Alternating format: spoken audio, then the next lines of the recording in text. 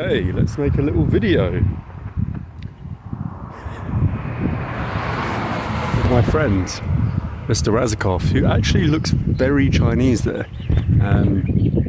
Maybe it's just I've been watching too many like Last of the Samurai movies. I know that's Japanese, but the Asian kind of, the Western adopted trench coat and all the suits that came presumably from Russia, hence his name Razzakov, which is very Slavic. So in Razzakov, there you go, Razzakov in Cyrillic. See, this is why I don't learn Cyrillic, because at least with Latin languages, if you look at Spanish or French, some things you can discern, but looking at that, I could never discern that translates to Razzakov. And I have to say, the design isn't...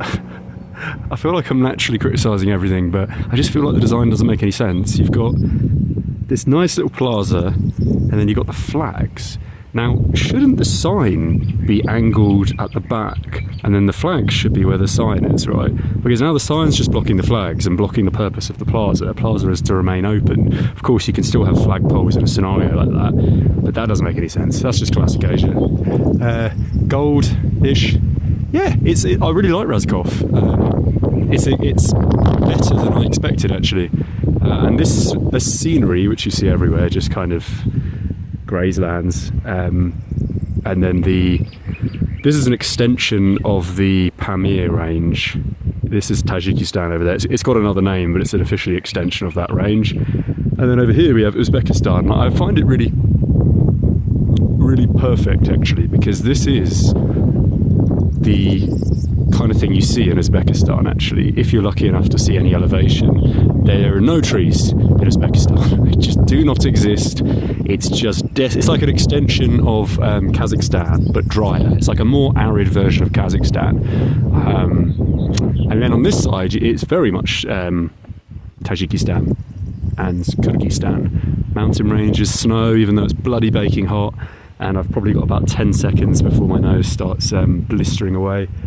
But I've just walked an hour here, actually, so it is hot, and it's Friday, it's a Muslim Friday, which actually means something in this part of Kyrgyzstan. This is the Balkan region. Razzakov is only just being shown on the maps now, because they changed the name, officially went through in 2021, I believe, or 2022, and then it was put into actual official effect 2023, the end of, I believe, maybe even 2024. It used to be called Isfana, but there's also an Isfana really close on the Uzbek side, and then you've got the more famous Isfana in Iran. So, but I think this is all politically motivated. Naturally, of course, Razzakov is a very Slavic name, and the man was very socialist in his endeavours, from my 5-second glance at Wikipedia.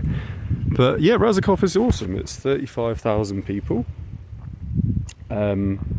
Which is my cup of tea. I used to love Karakol in Kyrgyzstan, but now it's becoming very touristy.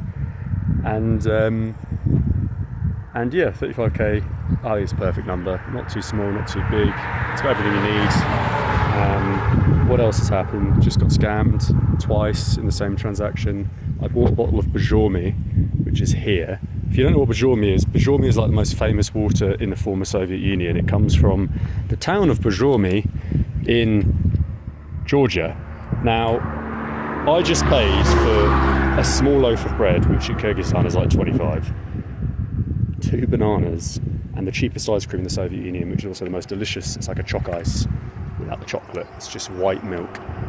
And this bottle, which I knew would be a little bit overpriced, but it's a tiny one, was 355, which in Kyrgyzstan is fucking insane. That's like, that's $5 nearly. In the UK, that would translate probably to like £20 for a tiny bit of bread, 2 bananas, a tiny bottle of water, which all of that you can get for less than £1 in the UK. And then the ice cream, okay, another £1. It would cost £2. And then I opened the water up and realised it's completely fake, which is a thing that you see very much in India. Now, looking at the bottle, it is clearly been in a fucking trash dump. That's the thing, someone will go and sell these back to the shops. Because Bajormi is the most expensive water that you'll find anywhere in the Soviet Union or any of the Central Asian countries, former republics. Yeah, looking at it now, it is being through the trash, and they've just filled it up then with whatever cheap soda water that they have. So got fucked there. Pisses me off. Can't give them a Google review either because it's a tiny little shop. Speaking of Google reviews, I posted a video up recently. I stayed in this backpacker hostel in Bishkek, which had really good reviews, and then I realised very quickly it was owned by an Arab, which is never a good sign. Arabs are just, oh my god, Arab males, I should say. My god, they can't take any criticism. They're like little boys in men's shoes. Like, they piss all over the toilet seats. I'm talking about, people that are relatively affluent, not being specific to this hostel. My experience in Arab countries, they're treated like princes by their parents from when they're a little kid, because in Islam you're not allowed as a woman and as a mother to talk down to even your own son. So that's why all Arab men are spoiled. That's why they're responsible for all kinds of crimes and rapes, and they don't give a fuck about tidying up and all this kind of stuff. And that translates to a lot of other cultures as well. Obviously it's not everyone, but it's a very valid stereotype, and if you're there like, oh my god, that's not true, you're either ignorant, well, you are ignorant, but that's either because you haven't travelled anywhere, or because there's some personal alignment to Arab male culture that you yourself have. So anyway, I left this guy a very objective 2-star review. I'm an avid reviewer. And the guy literally wrote this crazy response, and it's such a classic response where they think they're being clever, but anyone with half a brain can see through it. It was something along the lines of, we found you unconscious in the street at 2 a.m. We've been complaining about you for 3 days. I've literally never spoken to any of the staff, especially the owner, until he came up to myself and 2 other tourists and asked if we would not leave bottles out by the trash can outside and put them in the trash can, which we couldn't because he hadn't cleaned the trash can. It was all completely full. And then he wrote these 2 paragraphs, and then they try and intimidate you with all these strategies and stuff. Like, they put your full name in the review and hope that you'll then delete it so people won't know your name. And then he says things like, oh, I think you need neurological help. I'm a doctor myself. Oh, you're a doctor and a hostel owner, are you? That's an interesting combination. And all the guests were complaining about just all the classic review stuff that you'd expect from that kind of character. So, but what was interesting about this story, not just that, I just realised my phone's getting laggy again, man. I don't know what's going on. This phone is such junk, honestly.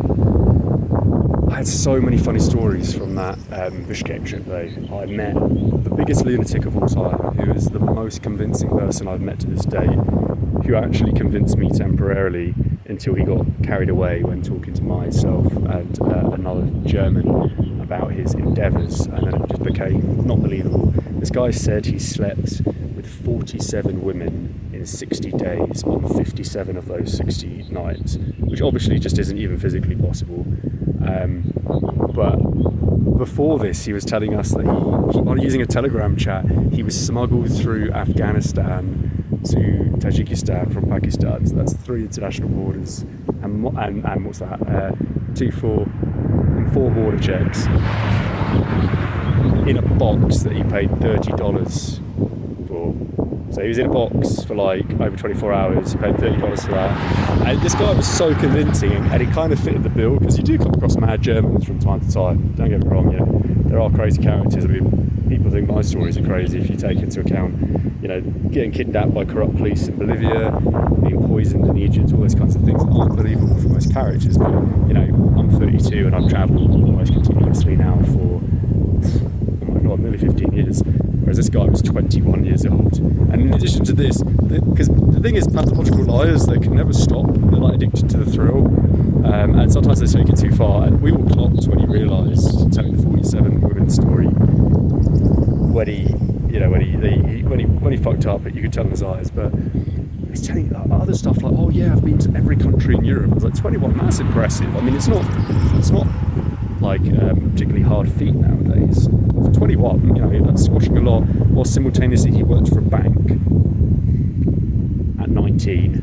Can you even get a bank position as a cashier at 19? Okay, let's hypothetically say he can. How then do you travel to every country in Europe? Plus he said he'd done 69 countries in total, which is an interesting number to choose as well. And then he said he had been to the UK, Denmark, Sweden, over a dozen times, and he had never used a plane for Europe as well. All this stuff is insane, right?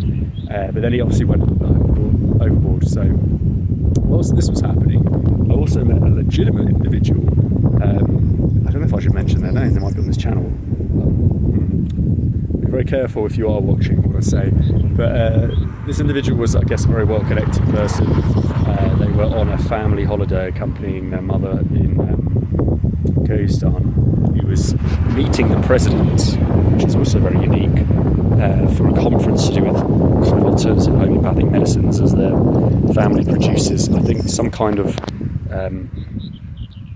heart valve or something to do with cardiology, essentially. And then this guy literally had selfies with just President of Argentina. He had a selfie with the guy that just lost the vote in Germany. Begins with them, forget the name, the Chancellor. He had a selfie with another. Oh, his uncle was the ambassador to Argentina. Just kind of like, you know, all these things. He would gate crash Davos, and so, you know, this is happening. And then at the same time to this, there were just so many other characters I met in Bishkek that were just so debaucherous in nature that it's kind of made me, well, not made me reevaluate my life, but stimulated an existing rule set I wanted to impose, which is to cut down on partying, because I love partying. I think partying is fantastic. Obviously alcohol isn't particularly healthy, but that's part of socialisation nowadays, and that plays a part in obviously not wanting to meet so many people just because I'm pretty much a health guru. I use crystal deodorants or natural deodorants. I don't use toothpaste. If I can't find any fruit, rock salt or sea salt or balms or oils, then I will use a non-fluoride toothpaste in emergency. Just things like this. All the food that I put into my body, generally never comes out of a packet that you can tear open, or a bottle, unless it's water. That's the only exception. So, you know, it seems very contradictory to then have coffees and you know, beers and whatnot. So that's on the list. And speaking about that as well, I stopped drinking coffee actually since Vietnam. So now that was the 1st of March. So March, April. Yeah. So we're pushing 2.5, 3 months. Actually, no, it was before March. So pushing 3 months no coffee.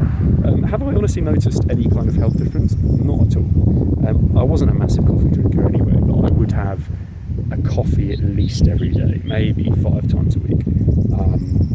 Yeah, actually, let's say every day on average, because sometimes I don't have to. So I don't consider that to be insane, given Americans and their, you know, their unlimited refills. But yeah, I've read a little bit about coffee. I don't think it's particularly good. I think it's perhaps not as bad as alcohol, but it's close.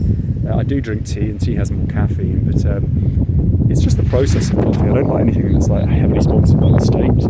I have a philosophy: if the state are imposing something, given that popularity is never, or grassroots, it's never organic. It's something that is created and guised under organic origin. They can consequently just impose any product they want. And looking at the history of, you know, fast food and how Coca-Cola is still as strong as it ever was, and Pepsi and all this crap, then if coffee is being promoted, it's being promoted for a reason that we, for the most part, don't understand. I think it's probably very, very bad, neurologically speaking. So coffee's out, coffee's gone. You can still have the coffee shop scenario with tea. So that's what I'm doing. That's a massive rant. It's a massive tangent. I'm escaping the shade here in this beautiful gladiator-style plains. I think I said earlier, if you've seen the Gladiator movie, that's the Russell Crowe. I want to say version, but I think there's only one, and he has the barley field scene, which I think is in Tuscany. It was supposed to be in Tuscany, which is of course more beautiful, but still, it's very scenic here. So yeah, that's basically what's been the gist thus far for my very small audience. Yeah, it's not much has changed in Kyrgyzstan, to be honest. I actually think there's less people now than there once was. Maybe that's because it was busier during the kind of pandemic times, because a lot of people had to leave Russia and have been, well, I assume that would still be the case because of the embargo, but I think COVID pushed a lot of people back maybe. A lot of people are unemployed, a lot of houses were for sale. Going through Bishkek now, obviously the weather's great at the moment, so there doesn't seem to be any excuse for not seeing people. Yeah, it's just really empty. A lot of the bars and clubs that were formerly there have closed. Interestingly, mostly the Russian bars and clubs, which I also find strange, because I know a lot of Russians migrated en masse to a lot of countries in Central Asia because of the language, but and the visa, lack of visa is obviously a driving factor. But I would have expected a lot to stay, but it's really quiet and empty. And price-wise, I think Bishkek is extremely overpriced for what it actually is. You know, you can drive 4 or 5 hours to Osh or to Karakol, and the surrounds are way more beautiful, and you're not going to get this this kind of European price range. And you know, Bishkek is a very charming city. I think it's massively underrated. Personally, I think it's quite comfortable to live in. I don't see it as being particularly polluted. There's lots of green spaces. It's very small, so you feel like it's a town more than a city if you're in the central areas. Big wide Soviet boulevards. Yeah, I rate it, but can't quite understand why there aren't so many people there. So that's the Bishkek reflection. Karakol is still as fantastic as ever. There's another 3 sky rises. Prices actually don't seem to have gone up either, to be honest, in Karakol, exactly as they were, at least for, you know, renting, for hotel rooms, for food and stuff. But I think for property prices, no doubt, things have increased. I didn't actually check, but I've met so many foreigners that are thinking of investing. I actually met a lot of foreigners that had already invested and already bought in around the time that I left. Understandably, it was a prime investment opportunity. I should have bought in, and I didn't. That's fine, it is what it is. And yeah, next step is Uzbekistan. I think I'm going to stay here in Razzakov for a little bit longer because it's chill in terms of the atmosphere, not the weather. And then I have everything else planned. So there's a music festival coming up, multiple music festivals actually across Central Asia. And then the aim is just to see all the places in Central Asia that I haven't, or a lot of places that I haven't seen, mainly places that other people wouldn't go to, so I'm not really interested in tourist spots. I've got a lot of large city stops, and they're all cities that aren't on the tourist list. A tourist would never go through there unless it was a transit.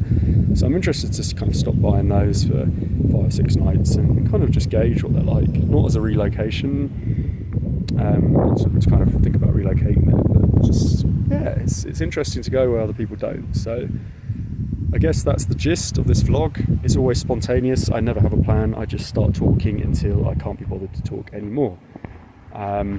Let's have some fake Bajormi water, and yeah, I'll leave it there. I'm going on a rant. I'll upload this later, and hopefully I'll have another video out in a week or so, and lots of random clips of fucking cats and buildings and grass and all the other shit I post in between then and now. So I'll leave you with Mr. Razzakov. There he is.